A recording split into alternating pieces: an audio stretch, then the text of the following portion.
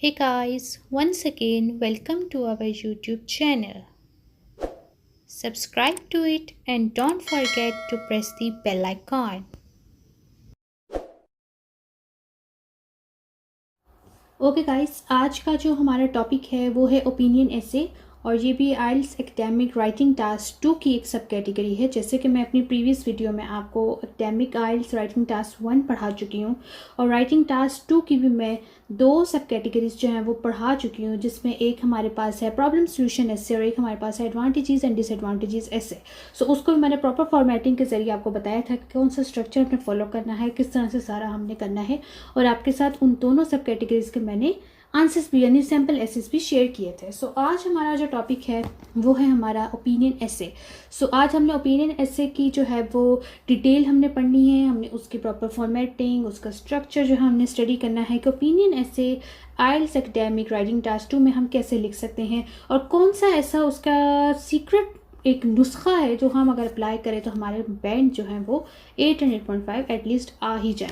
सो opinion ऐसे जो है, जैसे कि अपने नाम से जाहिर हो रहा है कि इसमें कोई ना कोई आपसे जो एग्जामिनर है वो आपसे किसी चीज़ के बारे में आपका ओपिनियन चाहता होगा। मींस वो क्वेश्चन स्टेटमेंट कुछ ऐसी देगा कि वो उससे आंसर में यानी जो हमने अपना ऐसे लिखना है वो आपसे उससे आपकी राय मांगेगा कि आपका इसके बारे में क्या ख्याल है। जैसे कोई इन्वायरमेंटल पोल्यूशन की वो चीज़ बताते, या कोई भी इस तरह का जो जनरल जो इशू होता है जिस पे सारे लोग ही बात कर सके, कोई स्पेसिफिक एक फील्ड से रिलेटेड बंदा उस पर बात ना कर सके।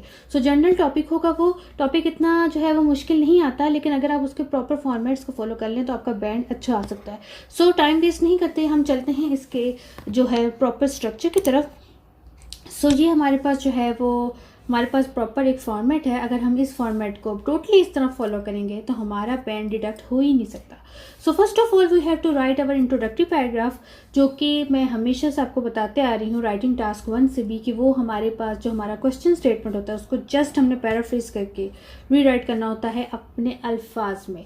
लेकिन वहाँ तो राइटिंग टास्क 1 था, सो उसमें हमने अपनी कोई ओपिनियन नहीं देनी थी, जस्ट क्वेश्चन को ही चेंज कर लेना था, क्योंकि वो ग्राफ्स के फॉर्म्स में होते थे या प्रोसेस डायग्राम होते थे वट।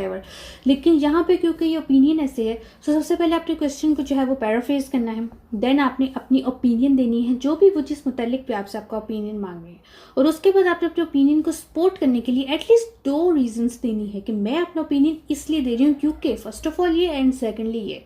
तो ये हो गया आपका इंट्रोडक्टरी पैराग्राफ कंप्लीट। उसके बाद फिर आते हैं हम अपने बॉडी पैराग्राफ की तरफ। सो इसमें भी हमारे पास 2 बॉडी पैराग्राफ्स होते हैं, एक body paragraph 1 and then body paragraph 2। So सबसे पहले हमने बॉडी पैराग्राफ 1 में जो है हमने टॉपिक सेंटेंस लिखना है, mean outline first reason for supporting this view. So आपने सबसे पहले यानी जो आपका टॉपिक है जिस पे मुतालिक आपसे आपका ओपिनियन ले ले, आपने उसमें सबसे पहले अपनी फर्स्ट रीज़न बतानी है कि मैं ये अपना ओपिनियन दे रही हूँ इस वजह से, ये उसकी मेन सपोर्टिंग रीज़न है। उसके बाद आपने उस रीज़न को थोड़ा सा एक्सप्लेन करना है, और अगर पॉसिबल हो सके तो वो शॉर्ट से एग्जाम्पल भी दे रहे हैं। Then we are moving towards our body paragraph 2। So same यही फॉर्मेट हमारा बॉडी पैराग्राफ 2 में भी चलेगा कि आपने जो ऊपर इंट्रोडक्शन में आपने जो 2 रीजन दी थी उसमें से एक रीज़न आपने बॉडी पैराग्राफ 1 में एक्सप्लेन करनी है, और उसी तरह एक बॉडी पैराग्राफ 2 में। And then lastly we have our conclusion. So उसमें हमने अपने ओपिनियन को जो हमने उसकी रीजंस दी हैं उसको सपोर्ट करने के लिए उनको जस्ट समराइज करना है। सो ये हो गया हमारे पास प्रॉपर फॉर्मेट। इसमें भी हमारे पास टोटल 4 पैराग्राफ्स होते हैं। First of all introduction, then body paragraph 1, then body paragraph 2 and lastly we have our conclusion paragraph. So now I am moving towards our question, जो कि हमारे पास जैसे एग्जाम में आता है कि हमारे पास टॉपिक क्या होगा जिसके मुतालिक हमने इस फॉर्मेट को फॉलो करके हमने सॉल्व करना है। सो चलते हैं।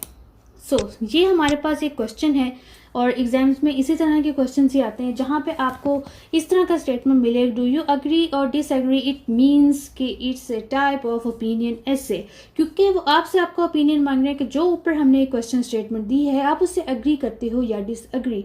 अगर अग्री करते हो तो भी आपने एक अपनी रीजंस दी नहीं उसको सपोर्ट करने के लिए, और रेलिवेंट एग्जाम्पल्स अगर हो सके तो पॉसिबल, और अगर आप डिसएग्री करते हो तो भी आपने सेम वही काम करना है। So our question is, a big salary is much more important than job satisfaction. Do you agree or disagree? Give reasons for your answer and include any relevant examples from your own knowledge or experience. Write at least 250 words. So guys, क्योंकि ये writing task 2 है, so we have to write at least 250 words. But इतना भी नहीं कि आप बिल्कुल 250 ही लिखो, और ये भी नहीं कि आप 250 के बजाय 400 वर्ड्स लिख दो। आपने इस चीज़ का खास ख्याल रखना है कि your essay will rely in between 250 and 270। सो वो आपका एक अच्छा ऐसे हो सकता है कि आप जाहिर बात है आप बैठ के अब लफ्ज़ तो काउंट करने नहीं बैठ सकते, इतना टाइम तो नहीं होता, लेकिन आपने बस इस चीज़ का एक अंदाज़ा रखना है कि 250 से लेकर 270 265 के दरमियान आपका ऐसे हो। सो यहाँ पे हमारे पास क्वेश्चन में क्या कह रहा है, अब एक salary is much more important than job satisfaction, do you agree और डिसएग्री। सो वो हमसे हमारी राय ले रहे हैं कि क्या एक अच्छी सैलरी जो है वो जॉब सेटिस्फैक्शन से ज़्यादा इंपॉर्टेंट होती है। अगर आप एग्री करते हो तो आप लिख दोगे कि yes I agree with this statement, और इसकी ये एक रीज़न और दूसरी एक रीज़न है, या फिर उन रीजंस को सपोर्ट करने के लिए आपने एग्जाम्पल भी देनी है। सो अब हम चलते हैं इसके आंसर की तरफ। हमने टोटल वही 4 पैराग्राफ्स लिखने हैं। First of all introduction which we have to write after paraphrasing our question statement, means this statement को हमने पैराफ्रेज करके लिखना है। और उसके बाद body paragraph 1, body paragraph 2 in conclusion, और इंट्रोडक्टरी पैराग्राफ में ही आपने अपना ओपिनियन भी देना है कि मैं अग्री करती हूँ या डिसएग्री करती हूँ, और क्या उसकी सपोर्टिंग रीजंस हैं। मीन्स अग्री करती हूँ तो ये 2 रीजंस हैं, और अगर डिसएग्री करती हूँ तो ये 2 रीजंस हैं। So this is our sample answer. और इसको लंबा चौड़ा देख के आपने बिल्कुल नहीं घबराना। और ये अभी अगर आप देखें तो ये 272 वर्ड्स हैं, ये काउंट हुए हुए, लेकिन ये तो जस्ट अगर आप कंप्यूटर बेस्ड टेस्ट देंगे तो ही काउंट हो सकते हैं वर्ड्स। अदरवाइज अगर आप पेपर बेस्ड टेस्ट देते हैं, जो कि मोस्टली स्टूडेंट्स प्रेफर करते हैं पेपर बेस्ड टेस्ट को, तो वहाँ पे ये काउंट नहीं होते। लेकिन इन बिटवीन अगर आप इतने 4 to 5 सेंटेंसेस कि अगर आप पैराग्राफ्स लिखें तो आप कितने वर्ड्स बन ही जाते हैं। बट मेक श्योर कि आपकी ग्रामेटिकल मिस्टेक्स ना हों, आपके स्पेलिंग मिस्टेक्स ना हों, और आपने इन चीज़ों का खास ख्याल रखना है। लिंकिंग वर्ड्स का और हेल्पिंग वर्ब्स का आपने खासा ख्याल रखना है। सो स्टार्ट करते हैं। फर्स्ट ऑफ ऑल हमारे पास आएगा हमारा introductory paragraph. It is argued that earning lots of money has more significance to people than being content in their work. So ये उसने अपने इस लाइन को जस्ट पैराफ्रेज करके उसने अपने इंट्रोडक्टरी पैराग्राफ को स्टार्ट किया। It is argued that earning lots of money it means a big salary, ठीक है। Earning lots of money has more significance to people than being content in their work, means important than job satisfaction. So यहाँ पे कितने आसानी से उसने इसको just paraphrase किया है और एक सेंटेंस की फॉर्म में लिख दिया है। और सेकंड बात, आइल्स राइटिंग में आपने कंपाउंड सेंटेंसेस का बहुत ख्याल रखना है। कंपाउंड सेंटेंसेस क्या होते हैं, 2 सेंटेंसेस का कॉम्बिनेशन। सो अगर आप एक सेंटेंस लिख के फुल स्टॉप लगा देंगे फिर अगला सेंटेंस लिखेंगे तो ये बहुत ही बैड इंप्रेशन पड़ता है कि बहुत शॉर्ट सेंटेंसेस जो है स्टूडेंट ने लिखे हैं। सो आपने एटलीस्ट कंपाउंड सेंटेंसेस का करना है कि आपके एक सेंटेंस में 2 सेंटेंसेस हों। जैसे कि इस सेंटेंस में हमारे पास 2 सेंटेंसेस हैं। It is argued that earning lots of money has more significance to people than being content in their work. So it's a compound sentence. Now अब उसने अपना ओपिनियन देना है कि वो इस स्टेटमेंट से अग्री करता है या disagree. This essay totally disagrees with that statement। सो यहाँ पर उसने अपना ओपिनियन दे दिया है कि ये ऐसे इस स्टेटमेंट से टोटली दिस essay से क्या मुराद है कि वो इस स्टेटमेंट से डिसएग्री करता है।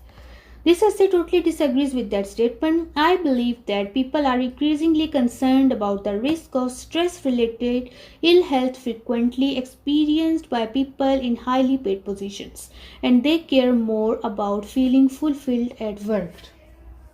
सो यहाँ पे उसने अपने डिसएग्री करने की रीज़न बता दी है। सो यहाँ पे हो गया हमारे पास इंट्रोडक्टरी पैराग्राफ कंप्लीट। अब हमने क्या करना है, हमने बॉडी पैराग्राफ 1 की तरफ जाना है। So start. Employees who earn a large income are generally under significant mental and emotional pressure to perform well and achieve targets. ये तो अंडरस्टूड सी बात है, इसको एक्सप्लेन करने की जरूरत नहीं है। This causes many individuals to suffer high levels of stress which can result in mental health problems. This happened to my uncle. He used to boast about his huge salary, but the boss kept increasing his sales targets, and in the end, the stress became too great and he had a nervous breakdown. Now he regrets being driven by the money. सो यहाँ पे उसने अपनी example भी दे दी है। अब लाजमी नहीं है कि एग्जाम्पल वाकई ही उसकी अपनी हो सकता है उसके किसी फ्रेंड की हो, या उसने हो सकता है अपने पास से लगा दी हो। इस चीज़ का अपने स्टूडेंट्स खासा ख्याल रखना है। आपने अपनी रियल लाइफ को इस पेपर से अलग रखना है।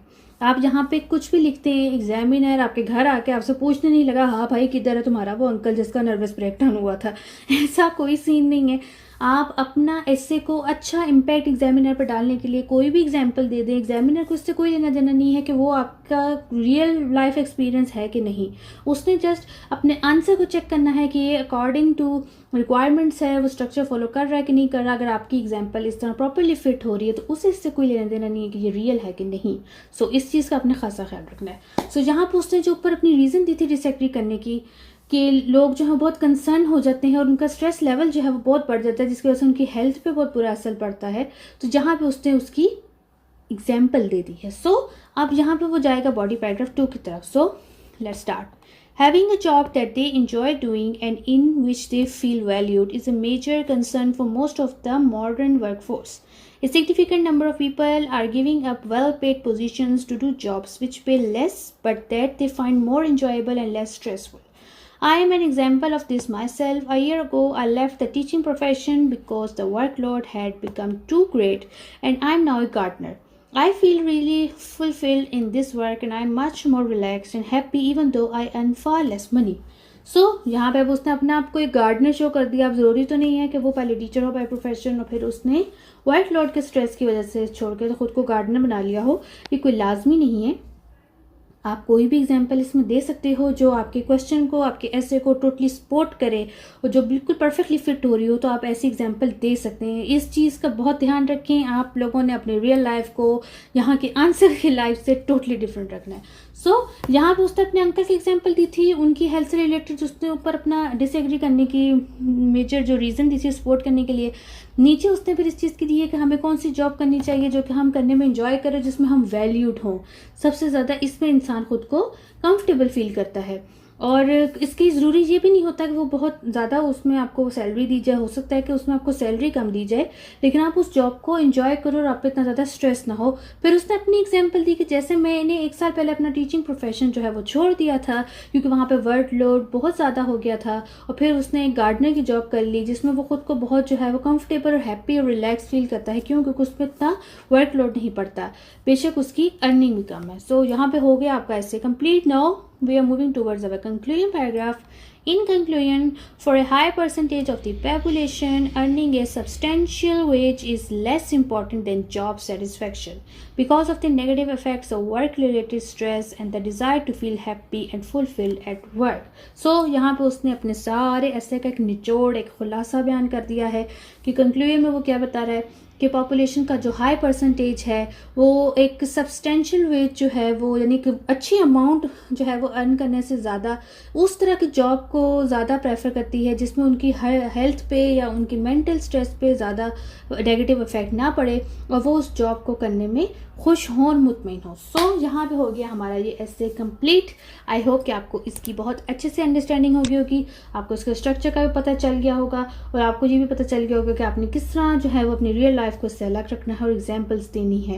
एग्जाम्पल्स का बहुत ध्यान रखिएगा। अगर आप इस तरह की एग्जाम्पल्स देते हैं तो एग्जामिनर बहुत ही इम्प्रेस होता है और आपको अच्छा बैंड देता है। सेकेंड, आपने सेंटेंसेस का कंपाउंड सेंटेंसेस यूज़ करने हैं और आपने जो है वो स्पेलिंग का, आपने ग्रामेटिकल मिस्टेक्स नहीं करनी है, आपने जो है वो पंक्चुएशंस का भी खास ख्याल रखना है और उसके बाद आपने जो है वो टेंसेस का भी ख्याल रखना है कि आप अगर पास्ट टेंस में चल रहे हैं तो आपने पास्ट का ही verb, form of verb use करनी है। सेकंड, आपने लिंकिंग वर्ड्स और हेल्पिंग वर्ब्स का बहुत ख्याल रखना है।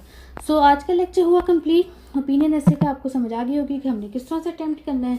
सो नेक्स्ट लेक्चर के साथ, नेक्स्ट टॉपिक के साथ और उसकी इस तरह की सीक्रेट टिप्स और ट्रिक्स के साथ बहुत जल्दी हाजिर होंगी। तब तक अपना रखिए ख्याल। Take care.